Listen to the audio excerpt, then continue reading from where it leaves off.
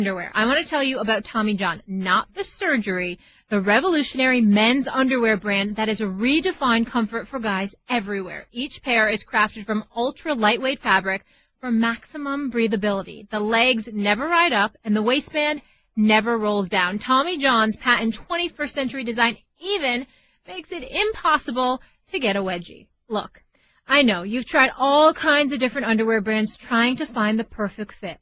Tommy John's is simply the best there is, and they've got a lot more than unbelievable underwear. Their undershirts go on like second skin and never come untucked. Even their socks are engineered to stay up all day. And all Tommy John underwear is backed by the best pair you'll ever wear, or it's free guarantee. Tommy John, no adjustment needed. Hurry to TommyJohn.com/firsttake to experience life-changing comfort and get 20% off your first order. That's TommyJohn.com/firsttake for 20% off. TommyJohn.com/firsttake. What's up, First Take fam? Hope you all had a wonderful weekend, and we appreciate you being with us. First Take is coming to New Orleans for the NBA All-Star Game. We cannot wait. Catch us live Friday, February 17th. The location is the 4th floor of the Riverview Room on Decatur Street. We hope to see you down there. We're going to have special guests, giveaways, doors open 7:30 a.m. local. Come on down and pack the house. But right now, lots to discuss on a Monday. The Warriors beat the Thunder in Oklahoma City. So what did the game say about KD and Westbrook? Plus, the Knicks beat the Spurs. But why does their owner keep sparking controversy? And Jimmy Garoppolo or Tony Romo, which quarterback gives teams the best chance to win right now? Let's get it started. Well, hello there. Welcome into First Take on a Monday. Hope you all had a wonderful weekend. Molly Karam here in Bristol. Stephen A. is in Philly. Max is in New York. Good morning, guys. Good morning. Good morning. How y'all doing? Hope y'all had a wonderful weekend. What's going on? What's going on, Stephen A.? Molly, ready to do this? Let's do it. And you know where we're going to begin. We waited 7 months for this reunion in OKC, and Kevin Durant rose to the occasion, scoring 34 points, being booed along the way. What does Durant's performance in OKC say about him, Stephen A.? Well, listen, I think that what you have is a situation. He showed up in OKC. That was obviously going to be hostile confines. Everybody was going to be gunning for him, rooting against him. But yet and still, he still dropped 34 points. And the Warriors won in relatively lopsided fashion. They were in control of the game midway from the first quarter on. And Oklahoma City simply were no match. The Thunder, they were no match for the Warriors. It was just that simple. But I think what it says to me when I watched him perform under such duress, it elevated my level of confidence that when the moment arises in a championship contest, even if it is against LeBron James, I just get the impression that he's going to answer the bell. He will have to in order for him to justify jumping on a gravy train, per se, and joining the Golden State Warriors. But when I saw the hostile confines, Max, and I saw the boos, which just descended upon him, and they were relentless. Some of the things that his mother pointed out that she had to hear was inexcusable. It was unacceptable. Max, I was even standing next to a guy, some ignorant fan that sat up there and literally said out of his mouth, yeah, he's still giving kids money and being charitable. Who gives a bleep? He left us. This is what he was saying. And that was just some of the kind of things that were thrown in his direction while family members, including his mother, was around. It was very, very unfortunate to see all of that and to hear all of that. But for Kevin Durant still to maintain his cool and go out there and perform the way that he did and to hit that long three over Russell Westbrook as a dagger after Russell Westbrook was getting in his mug, talking smack, talking about I'm coming. To me, that elevated my level of confidence that I can expect to see that Kevin Durant come NBA Finals time. That's what I got from it. You were there, Stephen A., so you tell me how you feel about this. But to me, it seemed that he went into a hostile environment and was unflappable. It seemed to me like he had truly moved on, like he didn't care. He was just hitting shots. And many people have made this, used this metaphor, but it's like a relationship. He's with, OKC is his ex, Russell Westbrook is his ex, and he's very happy in his new relationship. He's not thinking about them anymore. This is why he left OKC, even though they were, it seemed, on the precipice of maybe making a finals, maybe winning a finals. Had a few things gone very slightly differently, maybe that would have been last year. So why did he leave them in the lurch? because, as I've been saying all along, he saw a team where he doesn't have to carry the whole thing, where it's not about whose ego is biggest in the biggest moment and who takes the last shot, where the guy who takes the shot is the open man, whether that's him or Steph or Clay or even Draymond or someone like that. The open man's going to take the last shot if it comes down to that, or any shot. He seemed very happy in that situation, totally unflappable, and as though he moved on. You were there. Was that the impression you got?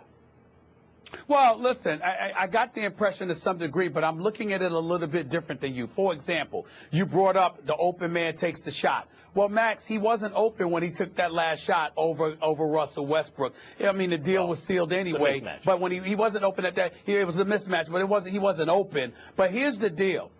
The point is that he appeared willing to take it on his shoulders. Yeah, they were distributing the basketball. Clay had 26. Steph Curry had 26. We knew they were going to do their thing, and the Warriors showed up to support him, which is something that we'll get into a little bit later. But what I appealed from it more than anything else was the fact that Kevin Durant, despite the supporting cast, despite knowing that it could easily be a lopsided contest, he was willing to close the deal. He was willing to be that guy that was going to say, I'm going to be the one to stick the dagger in you. And then talking to Draymond Green after the game, before he got interviewed and said it on a record to Steve Levy, he came over to me and was talking about, listen, man, you don't talk smack to KD. He said, I'm telling you right now, he said, that's the thing y'all don't talk enough about. He said he's a mild-mannered guy. He's a very nice guy. But when you talk smack to him, you get him riled up, and then he's going to come for you. And that's what I saw. As the game was unfolding, even though they were in control, the more Oklahoma City, whether it was Andre Roberson with his no offense having self, I mean, he's so bad offensively, it's offensive for crying out loud. He couldn't do anything. Russell Westbrook should have had about 10 more assists than he had if guys could hit shots. But Andre Roberson getting in Kevin Durant's face. Enes Kanter coming off the bench and sitting there and waving something at Kevin Durant to talk smack to him in the throes of Russell Westbrook talking smack. Kevin Durant was like, all right, here I come. And when you see that kind of attitude, that is the element, that is the ingredient that ultimately will propel him to a championship. Without that, he's going to be riding somebody else's coattails. But that's not who I saw, and that's not who I expect to see. I expect to see a dude that's going to remind everybody he's the second best player in the world. One of the reasons that I thought he looked unflappable is because it didn't look to me like he was necessarily looking for conflict. But when it came his way, when there was something there, he definitely did not shy away from it. Andre, what's up? What do you got? You know, you're coming at me, I'll come at you. Russell, even though you know all eyes are on those two, jawing right at Russell, Russell jawing back. It's not that he was avoiding the conflict, like looking for the conflict, but he wasn't avoiding it. He was holding it down. He just seemed, it was a very emotionally satisfying game for the fans because you could see the emotions ran high, particularly on the OKC side. But Kevin Durant looked like, and even said after the game, I quote Rakim on the show from time to time, Stephen A., come say hi to the bad guy. Don't say goodbye, I don't plan to die. I mean, he said, look, I'm one of those guys who comes into the arena now and gets booed, and that's fun. It looked like it was fine for him, like he was good with his situation, like he felt confident that he made the right choice, and you know what? That's the way the game played out. He didn't, even if you got the impression, hey, I'll take you on my shoulders in crunch time, was there really crunch time? Did it really seem as though the only way to win is if Kevin Durant takes over? Or was he, because it seemed to me, able to be a cog in a mighty machine, playing the game the right way with just too much firepower for everyone else? He seemed happy to me. Max, let's take it one step further now, guys. Russell Westbrook and KD obviously didn't hold back with their game or their mouths. Stephen A., you alluded to this, and the trash talk was loud and clear. Take a listen.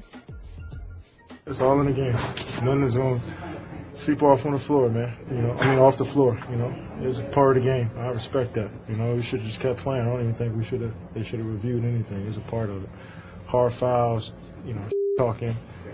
All that stuff's a part of the game. That's what makes the game fun for us. Do you think it's silly that so many people care about you and KD and what y'all think? Yeah, I do. I think it doesn't make any sense. It's over with. He plays for his team. I live with my team. Let him do his thing. I do my thing, and that's it. Plain and simple. All right, Westbrook saying let bygones be bygones. It's over. But, Stephen A., what did his behavior really say about him? Well, it just showed me that, you know, it stung. for Kevin Durant to leave him. And one of the things that I kept pointing out doing Sports Center all day Saturday, and I just think, listen, I know the owner of the Golden State Warriors, Joe Lacob, Bob Myers, the general manager, great guys, first-class organization. We all know Steve Kerr and the greatness that he has exhibited as a head coach. These are great guys who happen to respectfully disagree with me and my position on Kevin Durant, which is simple. He's the second best player on the planet. He's a great basketball ambassador. He's a great person. But the move to go to Golden State is the weakest move that I've ever seen by a superstar. And when you look at Russell Westbrook, he was clearly stung by it. But we need to understand why he's so stung. Kevin Durant leaving basically was Kevin Durant saying, I can't win with you. In other words, Russell Westbrook is who held OKC back from winning a championship. And no matter how Russell Westbrook slices it, that's how he's taking it in my estimation. You could see it on the court because, again, you leave, you don't pick up the phone to call him, you don't meet with him man-to-man and face-to-face and tell him that you're doing it. This is a guy that was supposed to be your little brother. You left him hanging to answer all the questions as to why Kevin Durant would leave and what do you make of it, what did you have to do with it, et cetera, et cetera. Exposing Russell Westbrook unnecessarily to that level of scrutiny. All of these months, these last 7 months, you were just looking for an indication for him to show that it hurt.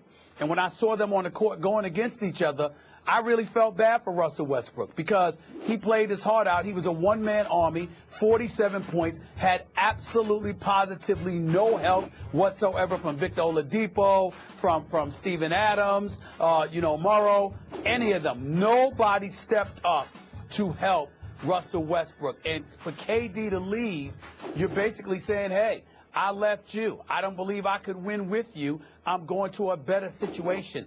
And you were looking for something that said it hurt.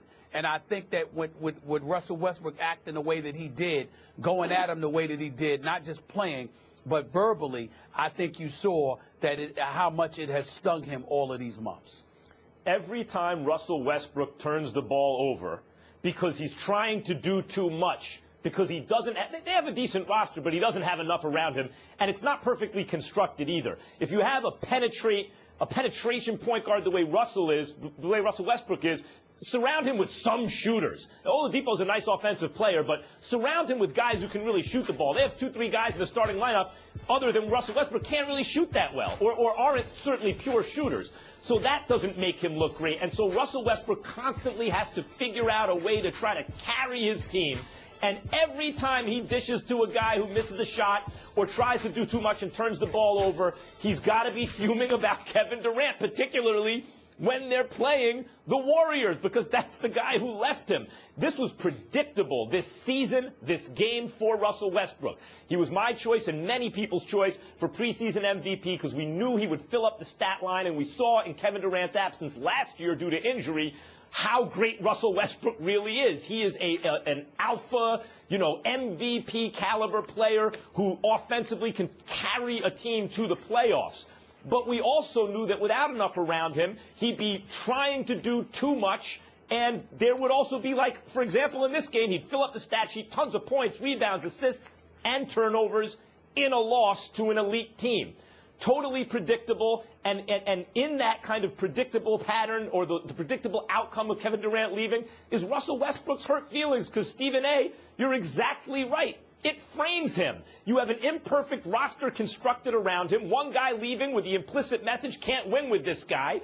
And then with that imperfect roster and Russell Westbrook trying to do too much, he's framed. He's framed as the fall guy here. Of course he's steaming about it. And in terms of his play, he's only got one speed, and that's full speed ahead. What can he do to even change that perception?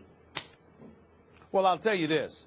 To answer the question again, what did his behavior say about him? It says that, this relationship is severed. They're going to be on a Western Conference All-Star team together. I think you'll see more of the same. I don't think you'll see Russell Westbrook talking to him. I mean, I could be wrong because I certainly haven't talked to Russell Westbrook about it, but I got to tell you, he seems to have the kind of personality, the kind of persona. He's as real as it gets, and he is not going to just sit up there and capitulate to the moment, the media, or whatever the case may be. I don't think he likes Kevin Durant at all after all that has transpired. I think I'm not going to call names or anything like that, but I mean, you look at Kevin Durant. I think Russell Westbrook has some very, very negative feelings about him, and you can just tell. And in the case of Kevin Durant, listen, he's on the best team. There's no excuse for them not to win a championship. It's not Golden State's fault for taking them. I would have taken them. Anybody would have taken Kevin Durant if he were available. But again, I'm going to repeat and I'm going to reiterate it, as I told folks while I was in Oklahoma City. It's the weakest move that I ever saw by a superstar, to literally jump on the bandwagon, because they were already a well-oiled machine before he arrived. And you're going to have the Golden State Warriors trying to push for Kevin Durant to be an MVP or whatever because of his numbers, because of his efficiency, et cetera, et cetera. Here's my response to that. You take KD off of the Golden State Warriors, they probably still go to the finals. You take James Harden or Russell Westbrook off of their teams, those teams would be in the lottery. I don't want to hear about Kevin Durant and an MVP after the way, he jumped on that bandwagon. It's a well-oiled machine. Golden State is vicious. They should win. No one should beat them. And he took an easy road to a championship. Russell Westbrook's going to be respected for his position, but it ain't going to help him win more games because he and the team were completely outclassed because he had no help. No help. Their splitting up, which was Kevin Durant's doing, means that Durant will never get full credit for the championships, and Westbrook will likely never get a championship, period. Fair enough. We shall see. Not in Oklahoma City. What if he leaves? But if he moves, then the potential would be there. Guys, let's leave it there. They call it the city that never sleeps for a reason. Just ask Knicks fans. Let's get you caught up on what went down at MSG of late. So the drama started with team president Phil Jackson dogging his star player Carmelo Anthony publicly. Classy move. Then former Knick Charles Oakley was involved in a physical altercation at a team's home game against the Clippers. Oakley was seen shoving MSG security in the incident that took place near owner James Dolan, and security escorted him out of the building. He was arrested by NYPD following that incident. James Dolan then banned Oakley indefinitely from Madison Square Garden and fired MSG security chief Frank Benedetto. So then 4 days later, former Knicks star Latrell Sprewell attended Sunday's game as a guest of the organization, sitting next to the team's owner, James Dolan, at the Spurs-Knicks game. This is where it gets weird. Sprewell had not been back to the organization in 13 years. Sprewell and Dolan had long been at odds. Here's Sprewell on what went down. Obviously, it's a disappointing thing. No one wants to see anything like that. Not just for New York, but just for the NBA family. But I mean, it happened. Hopefully, it'll be something that everybody can just somehow iron out and get past. I mean, it's an unfortunate situation, obviously. Oh, Stephen A., Mr. New York, Mr. Basketball. What is your reaction to Sprewell sitting with Dolan? Disgust. That's the initial reaction that I had. And I'm certainly not going to go as far as casting aspersions on Latrell Sprewell or Larry Johnson, who had indicated to the media prior to yesterday's game against San Antonio that he might not show up to work because he just didn't, Oakley is his man. That's his guy. But he ended up showing up anyway. It's not to call them sellouts or anything like that. There's nothing in their makeup historically that would indicate anything like that. Those two guys are rough riders. They have principles. They stand on their own principles. Fair enough. But to use Max's word, let's talk about the optics. In the aftermath of the whole Oakley fiasco from last week, the billionaire owner, known for manipulation, known for intimidation, known for literally, just trying to manipulate things in such a fashion that, you look the part just to sit there and dive things down. You decide conveniently to be sitting next to Latrell Sprewell and Larry Johnson in the aftermath of the Oakley fiasco. That's not to say that James Dolan doesn't have relationships with former players. I happen to know for a fact that he does. I happen to know for a fact that he goes beyond the call of duty to help out a lot of them. Okay, so in that regard, he's considered a good man by a lot of former players. Not all of them, but a lot of them. He does have good relationships, to be fair. But when you look at the optics of this situation, it just smells. It stinks because it's given the impression, look, everybody, I don't have bad relationship with all players. There are some of these players that like me. But I don't blame Dolan for that. I blame Larry Johnson and Latrell Sprewell for that. Because if that's your man, Charles Oakley, if that's somebody that you call your friend, if that's somebody that you believe in, and you're already on record talking about how unfortunate it is, how you wish that they could make things up, mend fences, et cetera, I don't even have a problem with you coming to the Garden, to the game. But to sit right next to Jim Dolan, to James Dolan, you resembled props on behalf of James Dolan to give off the visage, the veneer, the impression that all is well. And I just think that it was so obvious, so flagrant, that it's insulting to anybody with common sense that knows anything about the New York Knicks. To play a role in that really, really disturbed me. And that's where I'm coming from with it, Max. I don't like the way that it looked, because it seems to me, I'm not saying it literally happened, but I don't know if Larry Johnson and Latrell Sprewell realized that they came across, in terms of imagery, in terms of how it looked, they almost looked like they were bought off. And I'm not saying that's the case at all, because I know them better than that.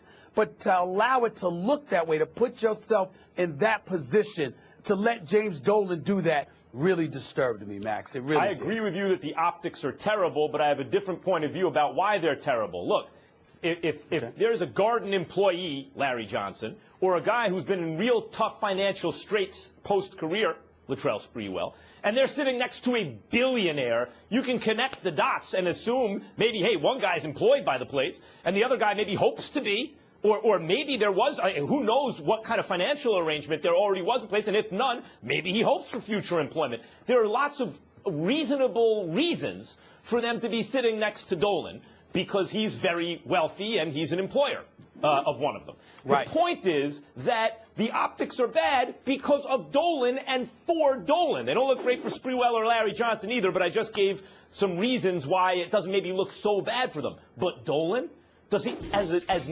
Knicks fans, intelligence is here insulted by the man? Does he really think people are that stupid? It is transparently a move to surround himself, to insulate himself from the ire of the fans. Look, two popular Knicks from the past who were on a finals team. Not only do not all former players hate me, but these players are sitting with me as my guest. It's a show of force. Look, and not only that, Sprewell was a controversial player. It's not just that I'm saying that Oakley has anger problems. Remember when Sprewell has anger problems? And we get along fine. It is a transparent, not preserving move, but glorifying move and defensive move on Jim Dolan's part. It looks terrible. It's ham-handed. It insults the intelligence of the fans. It's obvious what he's doing. Fires the head of security because that whole situation with Oakley was botched, and then shows up with former players like every single person on earth doesn't understand what they're looking at. It is insulting. It's obvious. Shame on Jim Dolan. He should be ashamed of himself for this move. And he didn't do himself any favors either. It's not like he has anyone fooled here. Well, hey, you know what? I think that guy's okay. The players really do like him. A Garden employee and a guy in dire financial straits. Really, James Dolan? Really? Well, Max, here's the difference between your opinion and mine. On this particular issue, you're expressing mass appeal. You're right about everything you said, but you're expressing mass appeal. My position was black appeal. As a black man, I don't like how Latrell Sprewell and Larry Johnson looked yesterday because of what happened with Charles Oakley. Now, they may know more than we know. Remember, we're coming from the position of being a fan, in my case, a reporter, but they're his former teammates. So the drinking, the behavioral issues, whatever, they would have more intimate knowledge of it than me, you, or most other folks. And maybe this is their way of saying, you know what, Dolan wasn't that far off. Dolan may be more right than we've given him credit for. That would be fair.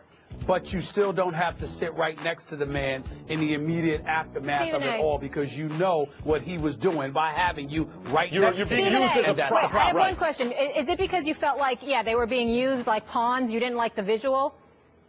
That's right.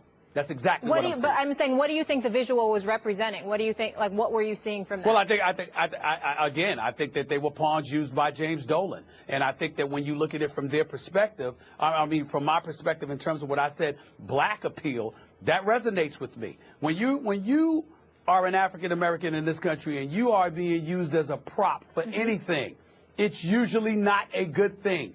It comes across to our community in a very, very negative way. I'm not saying it doesn't happen with other communities. I'm saying I'm in no position, white, Jewish, etc. I'm in no position to speak for those communities. I'm not saying I can speak for my entire community because there are people that may disagree with me. But by and large, when you're black and you see something like that, the immediate image that runs out that hits you is that in the immediate aftermath of Oakley going through this stuff with Madison Square Garden, here's Larry Johnson and Latrell Sprewell sitting right next to James Dolan on a Sunday afternoon. Really? And by the way, especially when you you know what that Sprewell and you shows, ain't been Stephen A? around in 13 years? That's a problem. You know what that shows? Because it's so transparent. It shows me, it tells me that Dolan doesn't have anyone in the organization to say in the meeting, hey, boss, no, that's a bad idea. You don't want to do that. Seems to me that that a healthy organization That's a good point. has A lot a of voice yes there men.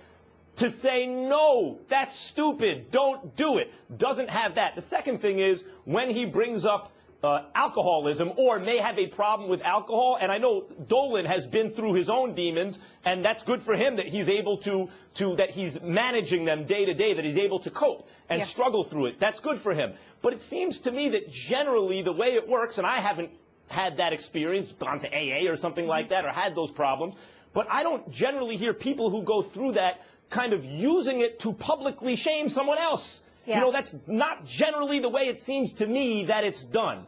And that was off-putting to see. You would think he would be sympathetic, and why are you going to throw stones when you live in a glass house? You're spot on, Max. I want to take it a step further, though, because Dolan did. So he joined the Michael Kay show to discuss what went down with Oakley, and he had some strong personal attacks on the former Knick. We've said it before. We said at one time that, you know, he's his own worst problem. He has a problem. People need to, sort of understand that he has a problem with anger. He's both physically and verbally abusive. He may have a problem with alcohol. We don't know, right? But those behaviors, being physically and verbally abusive, are, those are personality problems. I find it funny that he says he has a problem and then he has to look down at his list to see what those problems are. So Dolan said MSG staff reported Oakley appeared to be impaired. Stephen A., talk to me. Well, Oakley categorically denies that. When I spoke to him 1:30 that morning, he certainly didn't seem that way, but that was hours removed from the incident. It was after he spent a few hours in the police precinct. So we don't know. I don't know definitively, and I'm not in a position to say that. The New York Knicks say he was. He categorically denies it. What is undoubtedly so is that the New York Knicks could have handled this a hell of a lot better.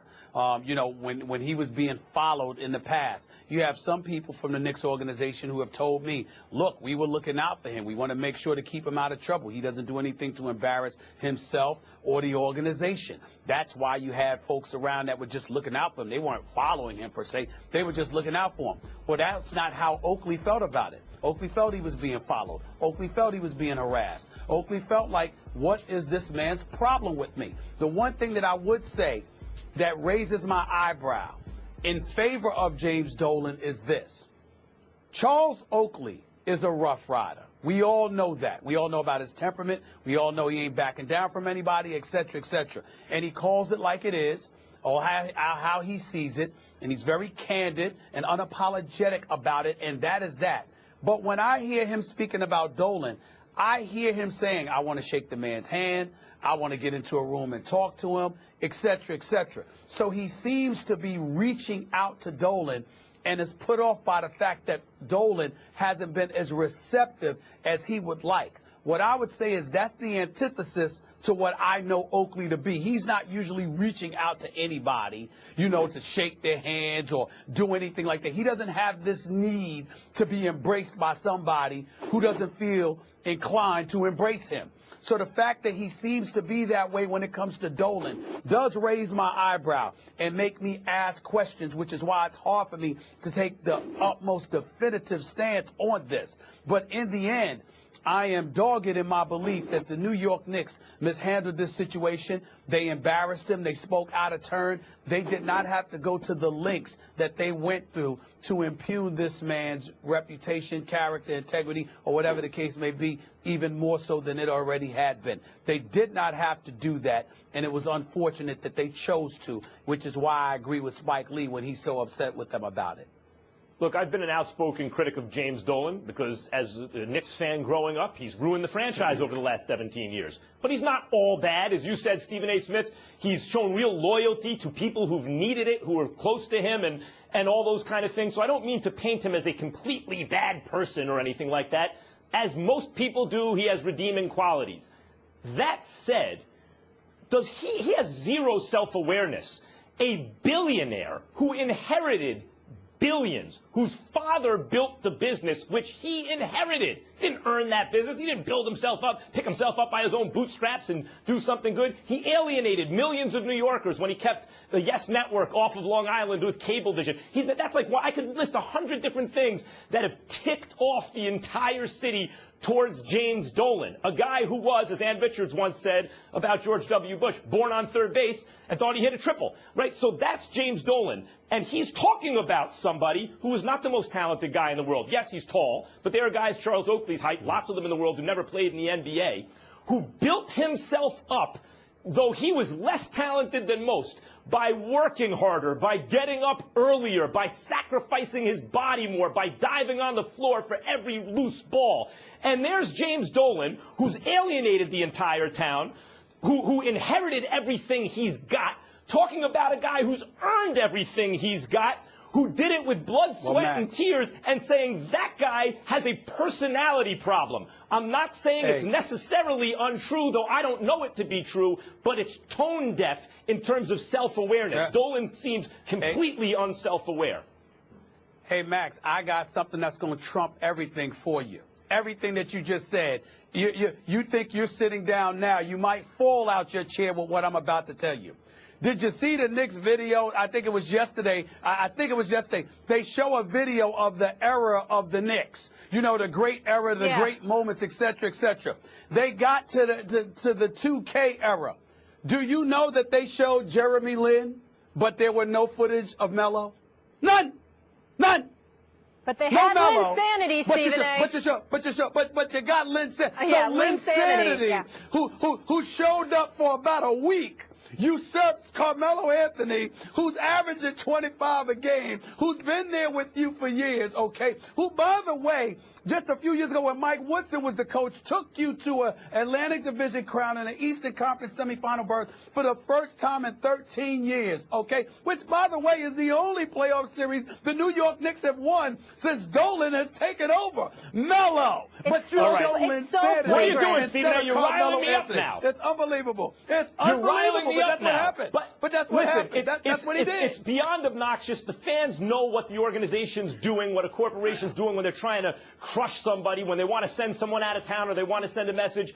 It's beyond outrageous, and Dolan should know. If, in fact, Oakley has reached out because he wants to shake the man's hand, that has nothing to do with the character of the man or his accomplishments. It's simply because he's the owner of the team. He inherited it all. He didn't earn it. He didn't get it for himself. He was given it to him by his father.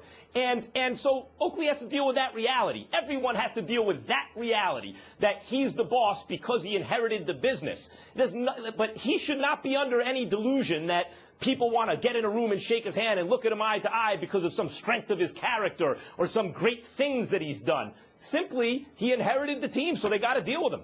The Linsanity thing, though, Stephen A., I saw that. It was so flagrant. And props to Melo. I don't know how he continues to stay above it and be the better man. But we will leave it there, and we will continue to keep you guys up to date on the latest with the Knicks drama. I'm Andy Katz from ESPN, along with my co-host Rick Klein of ABC News. In the latest edition of Capital Games, we're going to be joined by Governor Dana Malloy of Connecticut to discuss whether or not rehabbing the XL Center in Hartford can lure an NHL franchise. The rapper, not the preacher, once said, "I want to see you happy even if you're not with me." That's real love, right? Jerry Jones is currently having those same struggles letting go of Tony Romo, or as Stephen A. likes to call him, Jerry's prodigal son.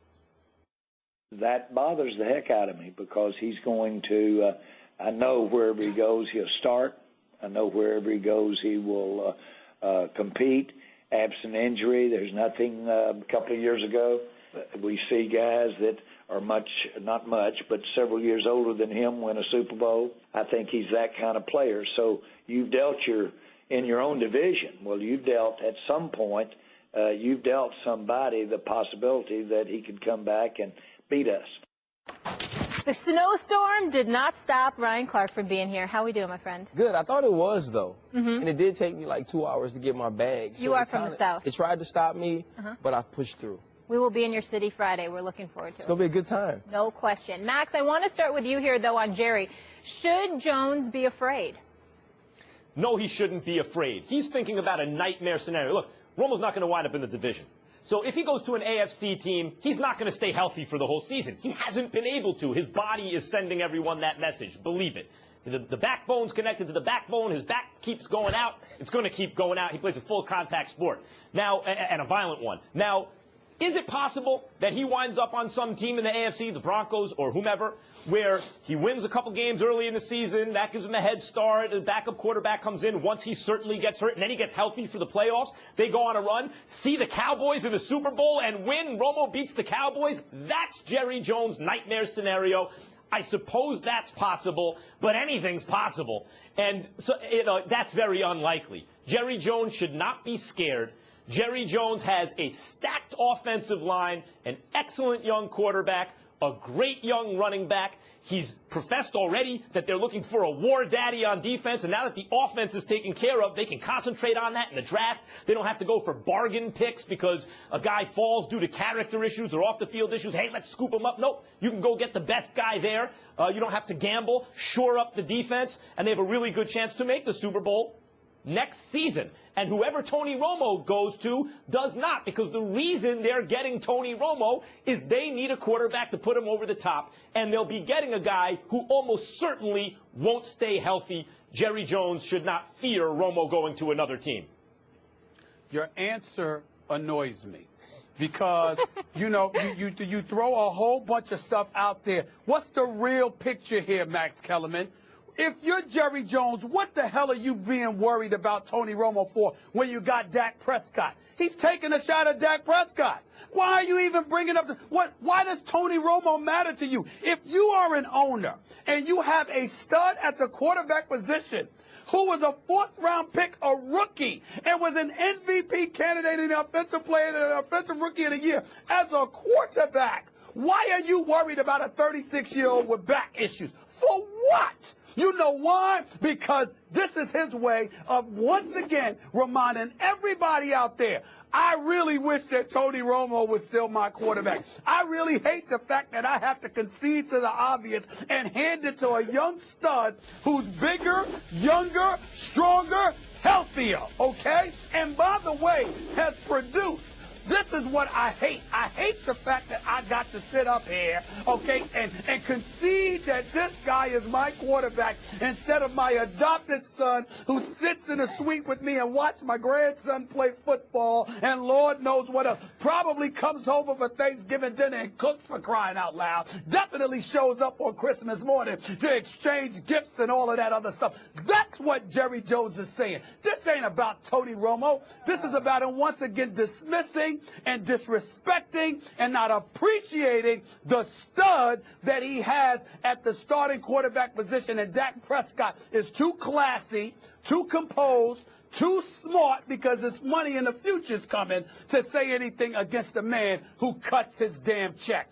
That's what's going on Ryan, here. Stephen A., real quick before Ryan jumps in, you know what annoys me is Jerry Jones using the word daddy so much. I have a real hard time with him and the word daddy. I know why. Make it stop. That's his son. That's his son. That man wants a war daddy. That is his son. You can't be mad that man wants a war daddy. Let's come up with another. I'm sorry, Ryan, though. I digress. But Stephen A., I agree with you. This isn't about what he's saying about Tony Romo. Like, I get it. You love Tony Romo. Tony Romo, to you, has done a lot for the organization. This is a guy that was undrafted, came in to be the franchise quarterback, has led you to some big regular season wins. But when we talk about what he's done in the playoffs, it's not something that we're impressed with. And you look at Dak Prescott, as you said, he's bigger, he's stronger, he's faster, he's healthier, which is the huge thing.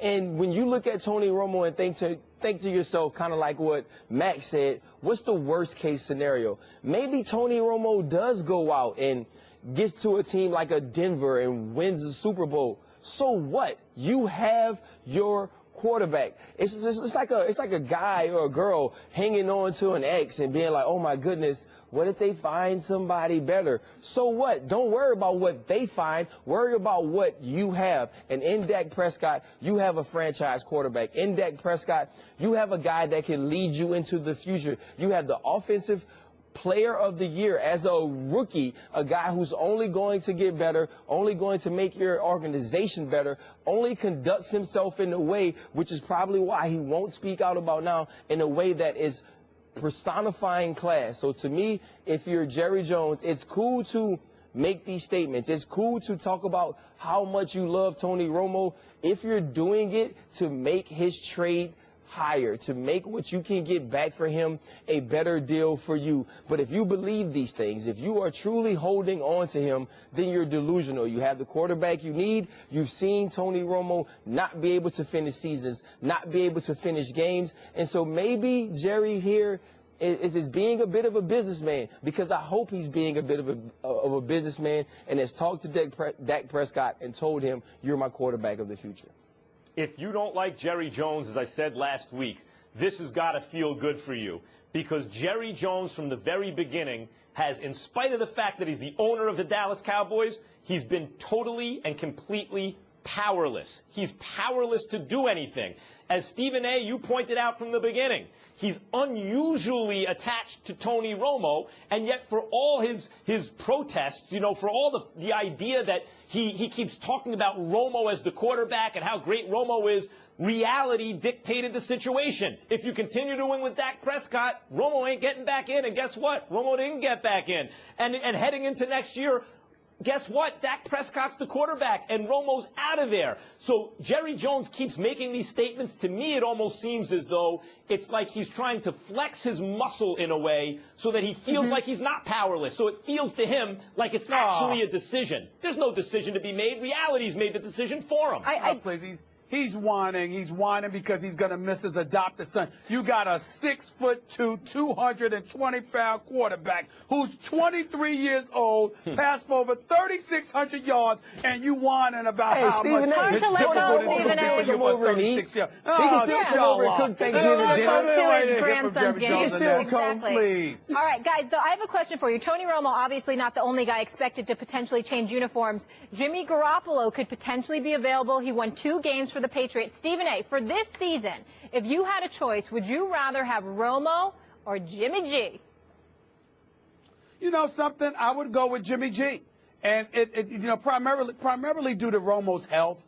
Romo's health is questionable. I don't think he would last. Jimmy G doesn't have a body of work. He's only got like 98 and 94 career passes he's actually thrown in his career over the course of 17 games. So there's no body of work there. But the combination of him being younger, healthier, and he'll come cheaper, I think those 3 things lend itself towards you going with Jimmy G. But it also sits up there and depends on the situation to your championship contender. Which way are you going to go? If you're trying to build something, you go the younger route. If you're ready and you got 1 year to go for it all, you might take Romo. But I'm still going the Jimmy G route because I have no faith in Tony Romo's health whatsoever. Jimmy Garoppolo is the answer for a season, although he was hurt after 2 games, right? I think Romo at least played seasons and seasons and then got hurt. 2 games, Garoppolo was hurt.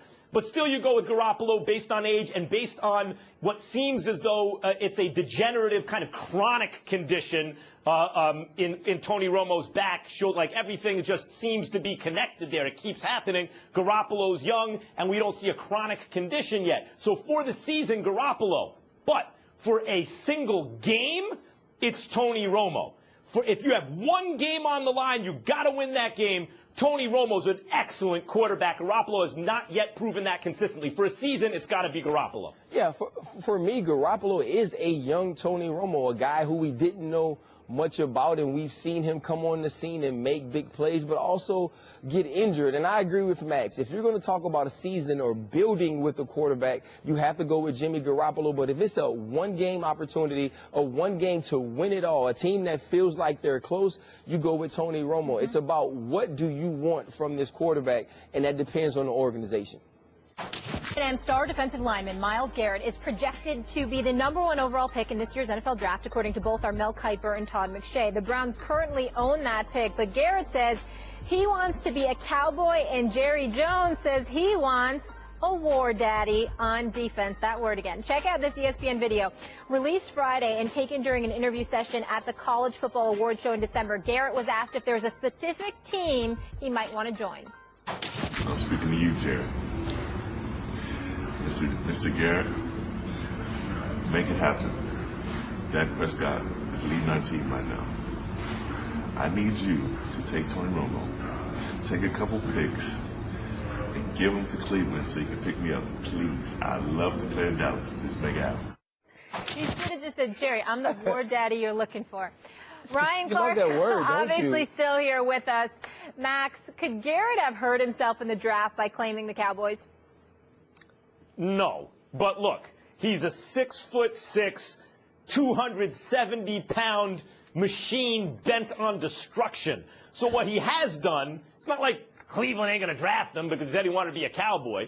But what he has done is set himself up to be asked when the crowd of reporters is around his locker by the Cleveland plain dealer, hey, what did you mean by that? Aren't you happy to be here? Are you unhappy to be here? And he's going to have to answer those questions, and that will be considered a distraction of sorts at first. But when he goes, and bench presses 225 pounds 5,000 times in Indianapolis and then goes out and sacks the quarterback a whole bunch of times, that will quickly be forgotten. So, no, it won't affect his draft status, and it won't be a long-term distraction if he balls. But he has set himself up here to be asked questions by reporters in Cleveland for a while.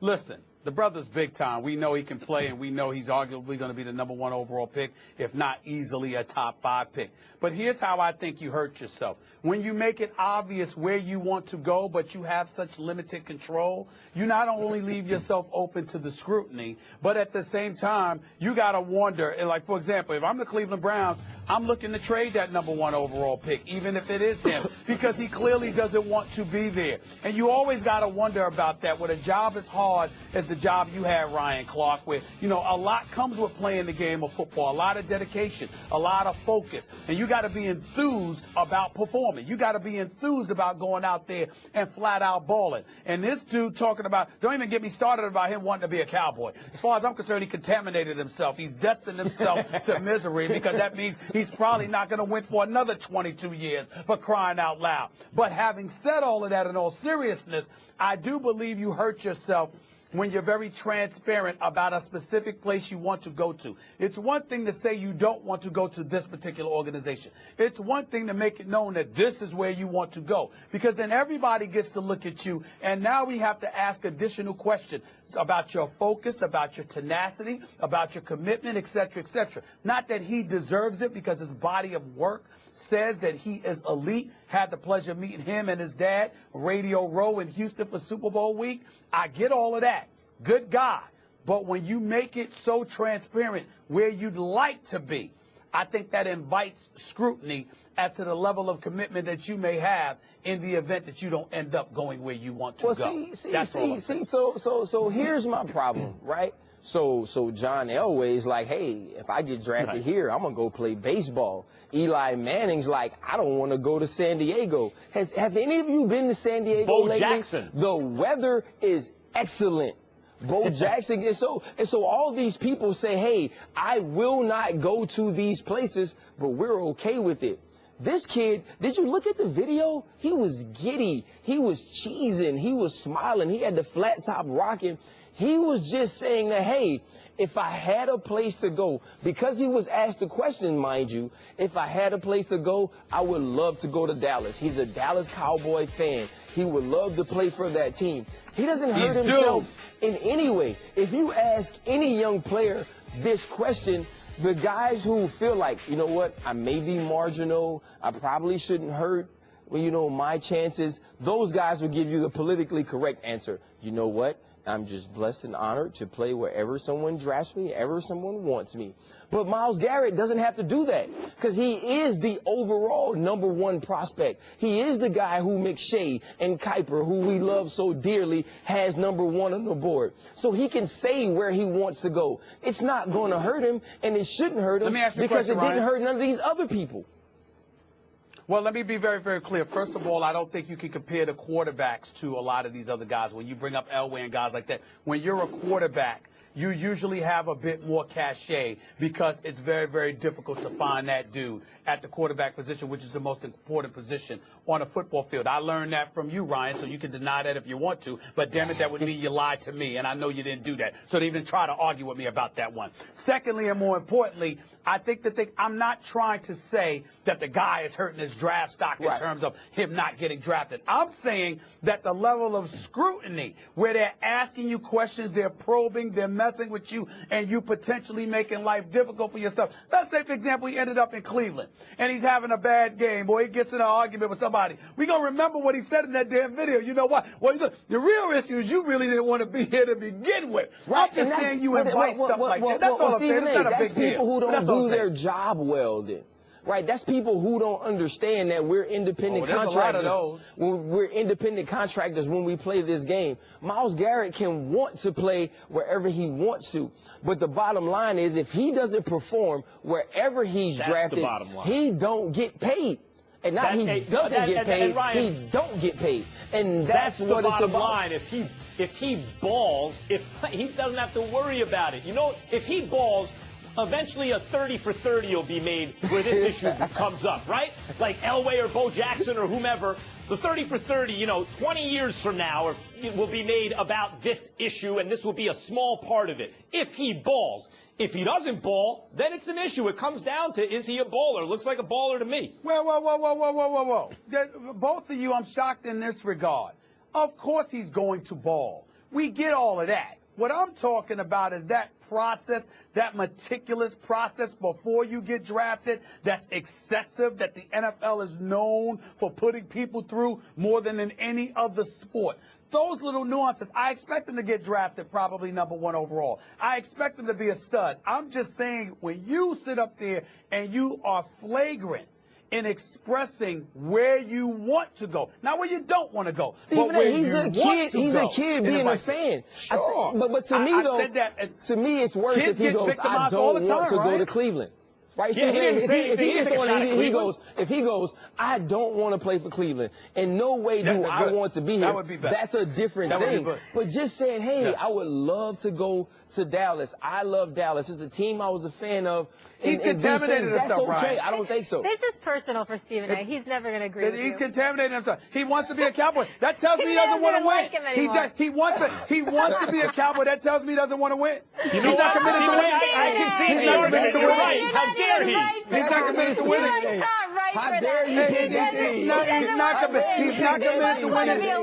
Playing for my man. Playing for my man Kevin Sumlin down there on that immaculate campus of Texas A&M and all of this other stuff. See, this is the problem here. He's not committed to winning because he clearly wants to be a Cowboy. He's committed to winning. He's not committed to winning. Okay, let's leave it there. Fun. What happens when Stephen A. meets MVP candidate James Harden on the court? Find out tomorrow as the two catch up to talk about KD beating the Warriors and, of course, Stephen A.'s jump shot. That's right here on First Take. I cannot wait. Also, on First Take tomorrow, Magic Johnson will be in the house. Stephen A., do you think he's going to have some tips on your jump shot? Well, Magic Johnson, I love him dearly, but he wasn't the greatest shooter in the world. He ain't in a position to be giving those kind of tips. Yeah, Magic Johnson was a passer as opposed to a shooter. But having said all of that, I will say this. I would really appreciate it if people would not watch First Take tomorrow. I'm asking America to avoid the show. It was a bad moment for me. I don't want people to see this video. I'm asking America not to watch me shoot the basketball tomorrow. America, get your popcorn ready. This has been on Stephen A.'s mind since we were in Houston. Yeah. I love seeing Shy and Bear, Stephen A., because we never see it. It's going to be great. We can't wait to see it tomorrow, Stephen A. We're looking forward to it. I'm not coming to work. Yes, you are. I'm not coming You're to work. going to be in studio. Magic's going to be here. Goodbye.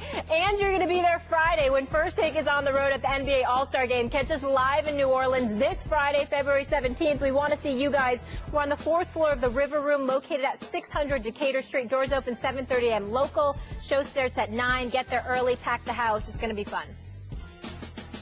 His business advisors set up a series of interviews. The way they set them up, I think it spun him in the spiral that has sent him to Golden State now. And you know, if you're advising Kevin Durant and popularity is part of the goal of his business model, it was a wrong move. We'll see. He may get rings on his fingers and rings on his toes, but he won't be as popular as if he'd won one in Oklahoma City. Oh, even the mayor's throwing shade. So that was Oklahoma City Mayor Mick Cornett saying he thinks Kevin Durant made a mistake by leaving the Thunder because he would be much more popular if he won with OKC than instead of the Warriors. Max Kellerman, is the mayor correct? He is correct in the very narrow way he's discussing this. So look, would he be more famous if he stayed in OKC? No. He'll be more famous winning championships in a bigger metropolitan area. His brand will be stronger in that sense. But would he be more popular if you could somehow measure the love of the fans of that team and around the NBA for sticking it out in a place and eventually winning a championship? Yeah, he'd be more popular. Not more famous, brand wouldn't be stronger, but more people would have more good feelings about him. And of course, the mayor of OKC is going to stand up for OKC. So in the very narrow way he defined it, had he won a single championship in OKC, sure, but that's not what we're really talking about. And the mayor should also not make assumptions about what's important for KD, because KD, to my eye, looks very happy where he is.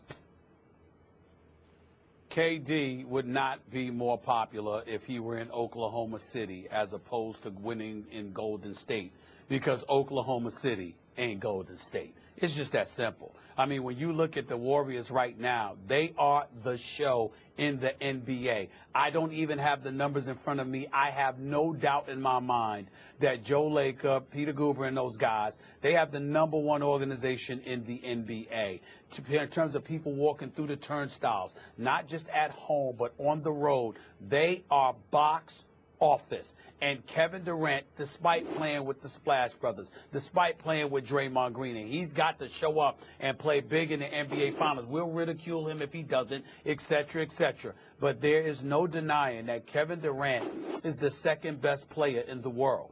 With his skill set and what he brings to the table, with the efficiency with which he plays, playing on the #1 marketable team in the entire NBA, there is no way in hell that he would have been more popular had he won at OKC rather than Golden State.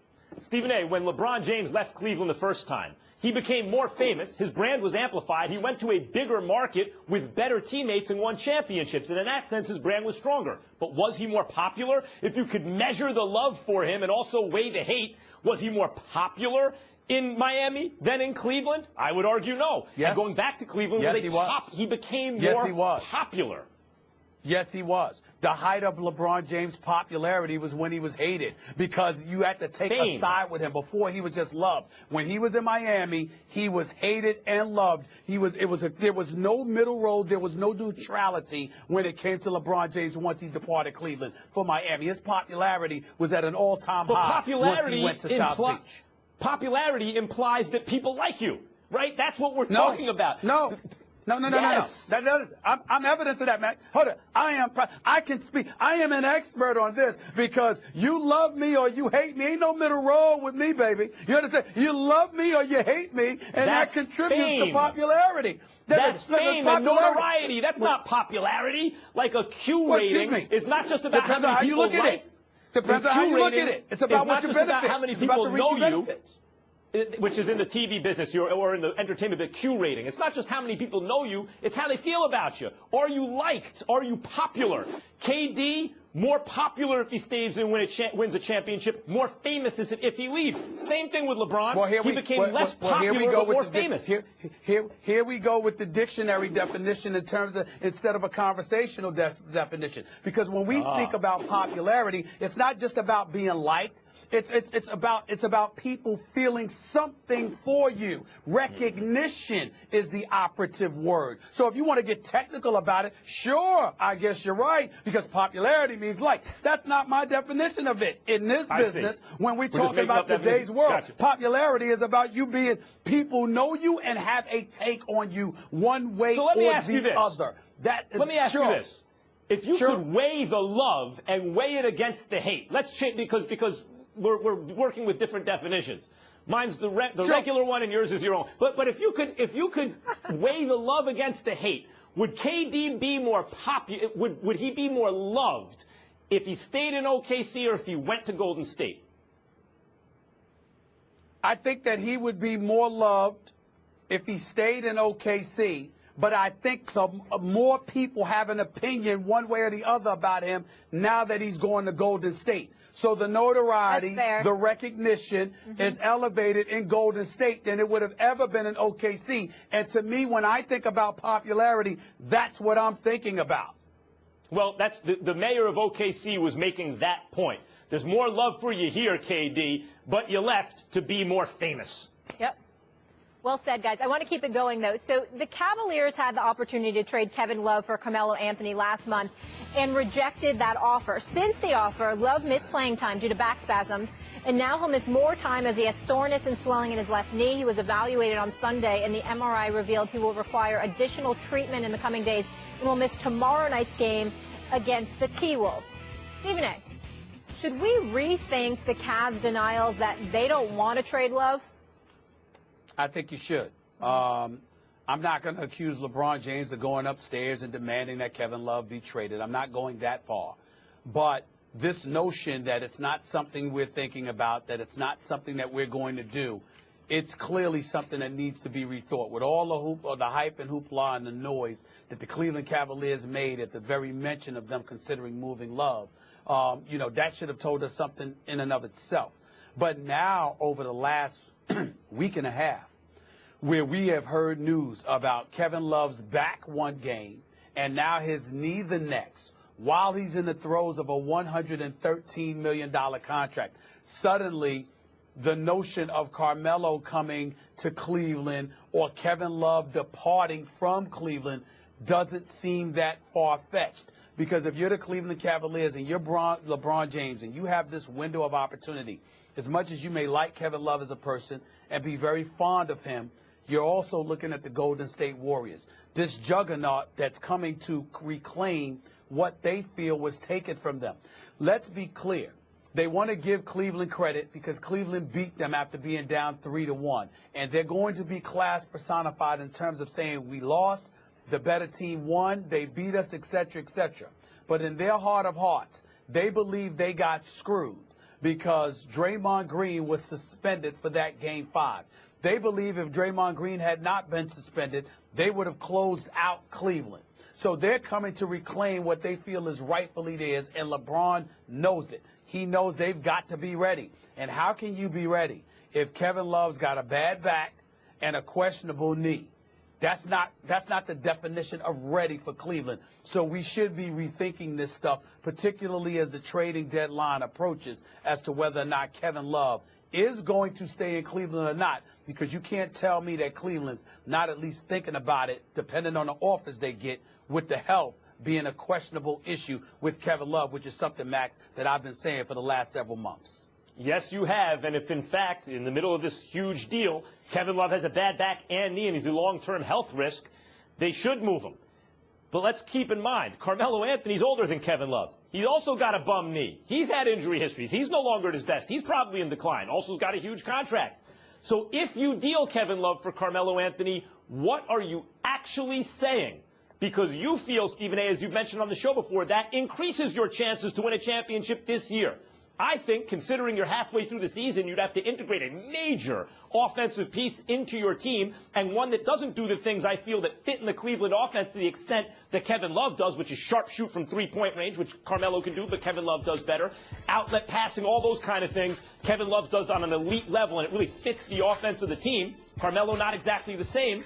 If you make that move, Kevin Love been integrated in the team now, going on 3 seasons. What the signal you're really sending is, look, we're actually decreasing our chances that we win the championship this year, but maybe over the long run we're increasing our chances that we can win more championships because we have the rest of this season to integrate Carmelo. He's going to be happy playing with LeBron and Kyrie ostensibly, and then next season we reload, and going forward we have a nucleus that can compete against Golden State on even terms. Maybe that's it, but if I see them move Kevin Love before the deadline, it tells me more than just he's hurt. It tells me, in a sense, they're conceding this season to Golden State.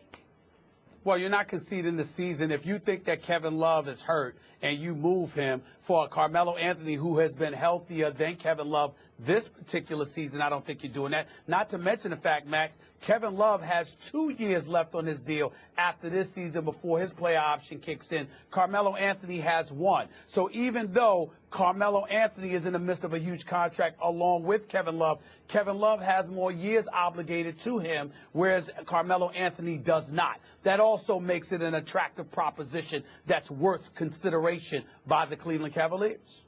And you also have to consider Ty Lue's management of minutes, which I believe we talked about middle of last week. Ty Lue's management of minutes on this team is different, it seems to me, than Popovich's, which seems planned way ahead of time. Whereas with Lue, it feels like it's a little more kind of ad hoc, on the fly. What are we going to do? And as a result, all these guys have played too many minutes so far this season, including and especially LeBron. By the way, I'm really getting sick and tired of everybody looking at Carmelo Anthony and Kevin Love in a vacuum. You know, it's not just about their individual talent, okay? It's about the fact that LeBron James will be your teammate. And everybody that looks at Carmelo Anthony and they talk about what he's not doing, or he might hold on to the ball too long, or whatever the case may be, consider the open shots that a Carmelo Anthony might get if he's playing with LeBron and Kyrie. Consider what it will be like with LeBron backing you up, with if things break down and you've got a guy like Carmelo who can get his shot up off the dribble better than Kevin Love. Consider the skill set along with who he's playing with before we just poo-poo that notion. Melo by the way, with LeBron yes. and Kyrie, I like that. Talk I about like elevating your game. You're right about all that, Stephen A., but why are you looking for the offense to break down and then increase your odds once the offense breaks down? With Kevin Love, it's less likely that the offense breaks down. It's more likely that they're a well-oiled machine, yeah, but he's having played together for 3 years. But he's broken down, Max. Are you listening? Down. Are you listening? We're wondering whether or not he's broken down. Yeah. There we go. Carmelo too, although you're right. Recently, Carmelo's been more healthy than Kevin Love. Hi, this is Maury Moreland Morrison, here to tell you Geico has more than just great savings. Much more. Geico's been around for more than 75 years, back when they were using Morse code.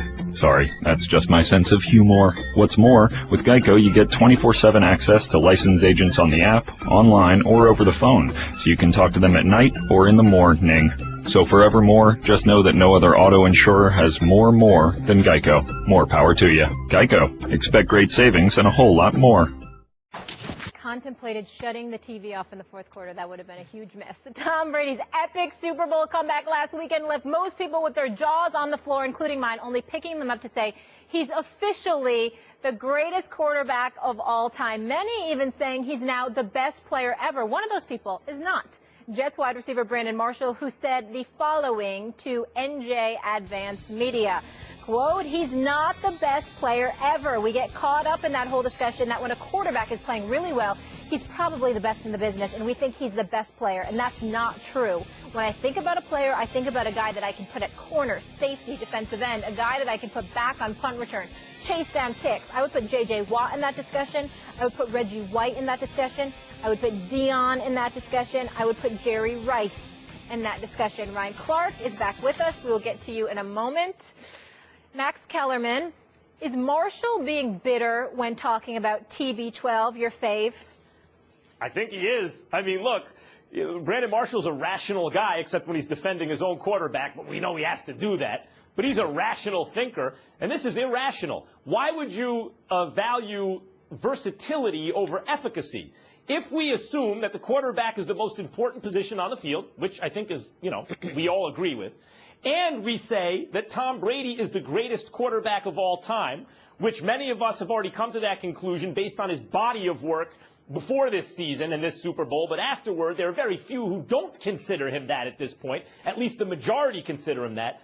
Then it's not a great leap, as Brandon Marshall points out, to say he's the greatest player of all time. Now, I know what Brandon Marshall means, because as I've said, I think Aaron Rodgers is better. He hasn't had as long a career, hasn't been with as great a coach on as good a team, so he doesn't have the resume. So I know what he means. The eyeball test says, oh, this guy might be better, or that guy might be better. But when you talk about the greatest ever, the body of work, the fact that another guy can return kicks, why does that make him more valuable than the best guy or the greatest guy at the most valuable position? And then what other than bitterness, because he's played in the same division with him recently and lost, would explain why Brandon Marshall comes to this irrational conclusion? For the purposes of our listeners, when Max Kellerman said efficacy, that's another word for effectiveness. I just wanted to throw that out there. Thank you. For those that didn't know the definition of it, it's effectiveness, essentially. But here's the deal. Brandon Marshall, is he bitter? All right, fine. But here's my point.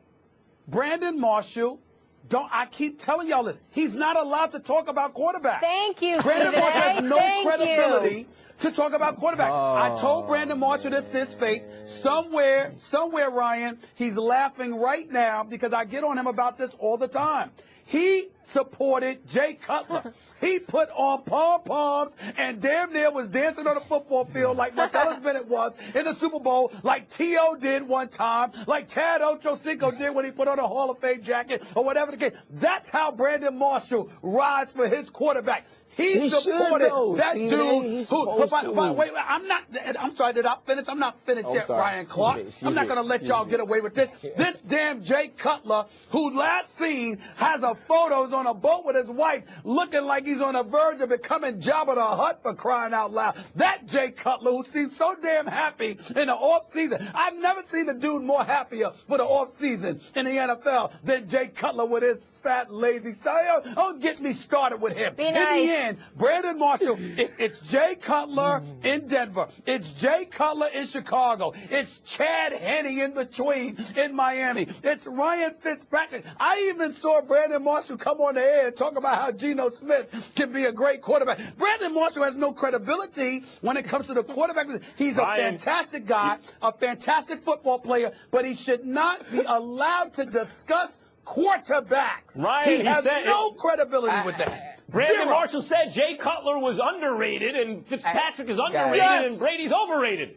Hey, guys, listen, I don't think it's bitterness. Maybe you can say he doesn't have the opportunity to talk about quarterbacks because of the guys he's kind of stood up for. And I would say he's almost like, if you're my quarterback, I ride for you. I'm not really mad with that. Almost. Looking at Tom Brady, I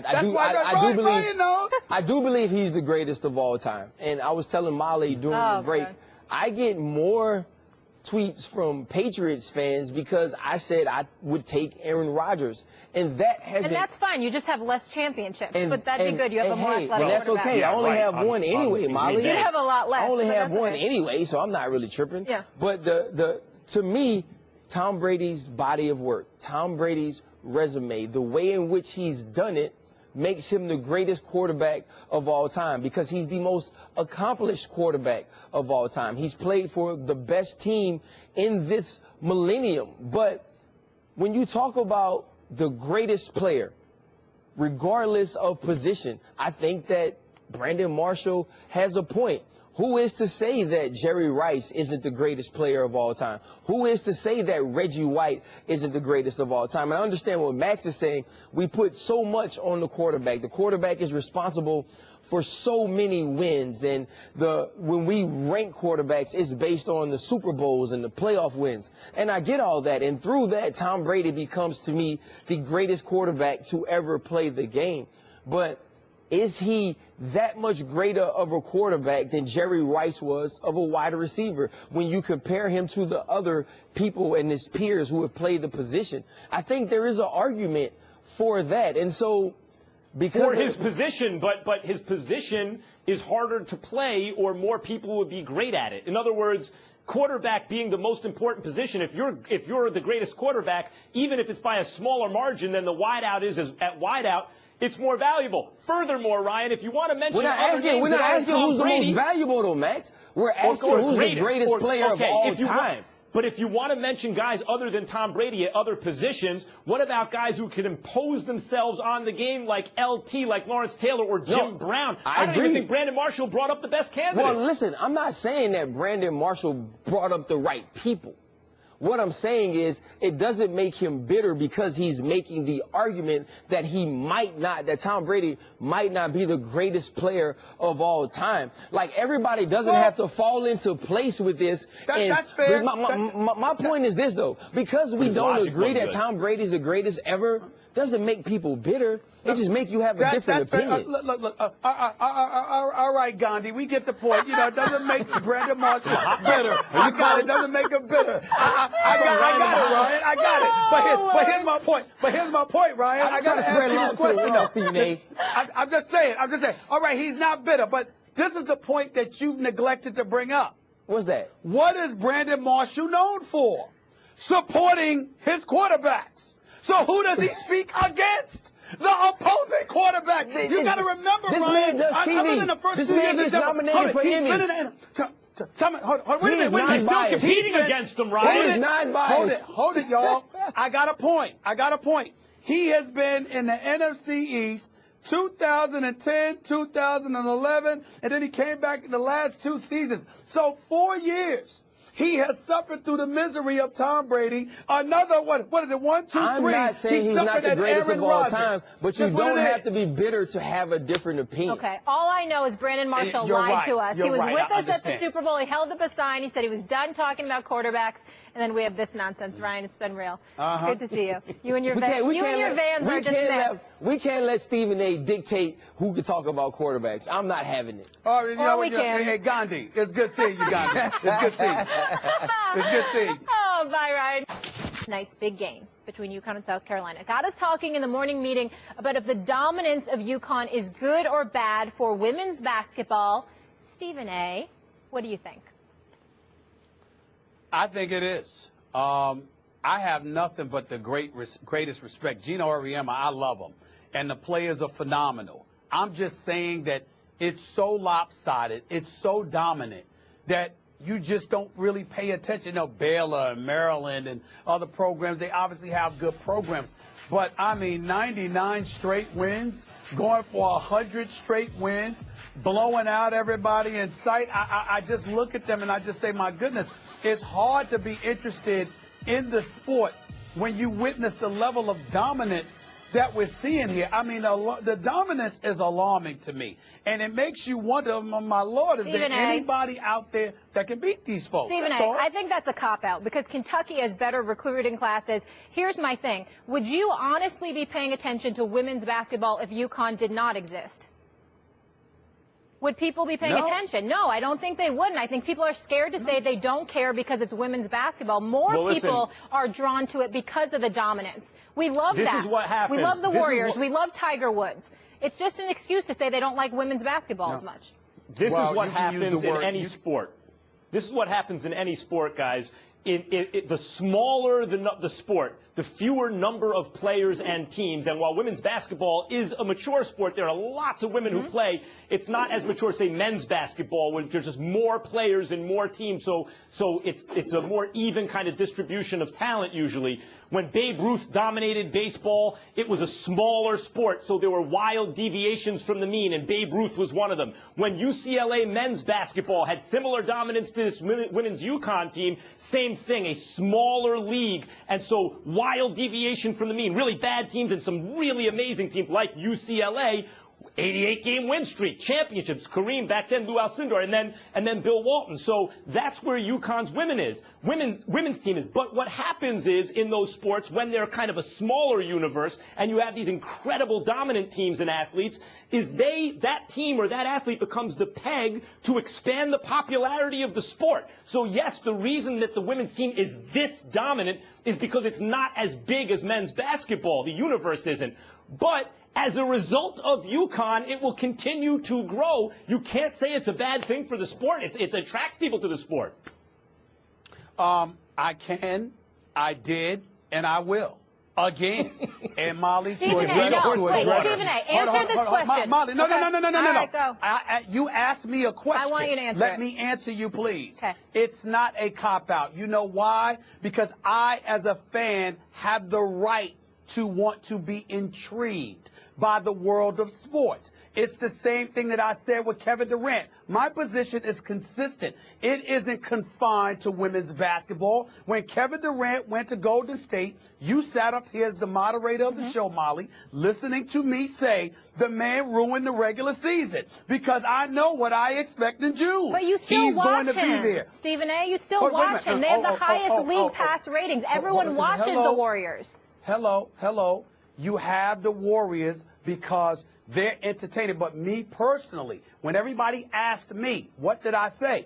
I'm not as interested in this season as I have been to previous seasons because the balance of power has shifted so dramatically. It was a turn off for me. This is consistent with that position. You may not agree with it, and I respect it, but my position is not a cop-out because it is applicable to any sport that I have ever covered. When the balance of power shifts and there is no balance, it is a turn off for me. Serena Williams. No team in the modern era is ever going to dominate the way the Celtics did once upon a time, the way the Yankees did once upon a time. It's never going to happen again because the universe was smaller in the sports world, in those sports, and it allowed one team to be way more dominant than the others. That's where UConn is right now, women's team. But the existence of those Celtics and Yankees dynasty helped expand the popularity of the sport, and that's what's going to happen here. Stephen A., last thing. I respect your position because it is consistent, and you have felt that way about the Warriors. I just refuse to accept that as a narrative that UConn's women's basketball and their dominance is ruining the sport. I think they're actually drawing more people in. But we have to okay, that's fine. That's fine. But remember, we're not talking about just dominance. They've won 99 straight, y'all. And it's about to be these superhuman things can only happen when the circumstances are right. Yeah, these things can only happen in Connecticut. All right. Because of the fact that we can't let Charles Oakley off the hook for the way that he conducted himself. There's no doubt that a lot of people have very, very good reasons to be disgusted with James Dolan. When you look at the way the situation was handled with Charles Oakley, he could have handled it a lot better as the chairman and the owner for the New York Knicks. There's no doubt about that. But be clear about something here. If you want to find yourself completely and utterly disgusted with the New York Knicks right now, especially when it comes to James Dolan, forget all that. There's something else to be very, very disgusted with him about. And you know what that is? How he's let Phil Jackson off the hook over the last few days. Do you realize that we were locked in on Phil Jackson? We looked at Phil Jackson, this president of the New York Knicks for basketball operations. This man's record with the New York Knicks since he arrived is 82 and 153. That is a winning percentage of 35%. That's what we were focused on. We were focused on losing tendencies. We were focused on his lack of leadership. We were focused on his unprofessionalism, the way that he threw Carmelo Anthony under the bus. And then suddenly, James Dolan allows the New York Knicks to mishandle this Charles Oakley situation. And now he's got us focused on him again and not Phil. Everybody get it together. Let's return back where we need to be. Our focus zeroed in on Phil Jackson. That's what we need to be focused on. Forget this Charles Oakley mess. That's fair, Stephen A. That's where it all started. Stephen A. never disappoints. First Take on the road to NBA All-Star Game. We want to see you guys there this Friday in New Orleans. Have a great day. We'll see you tomorrow. Thanks so much for listening to the podcast. Catch First Take weekdays, 10 a.m. Eastern, 7 a.m. Pacific on ESPN. Have a great day. We'll see you tomorrow. Fourth-ranked Louisville travels to the Carrier Dome to face Syracuse. Johnson. Oh! Monday at 6:30 Eastern on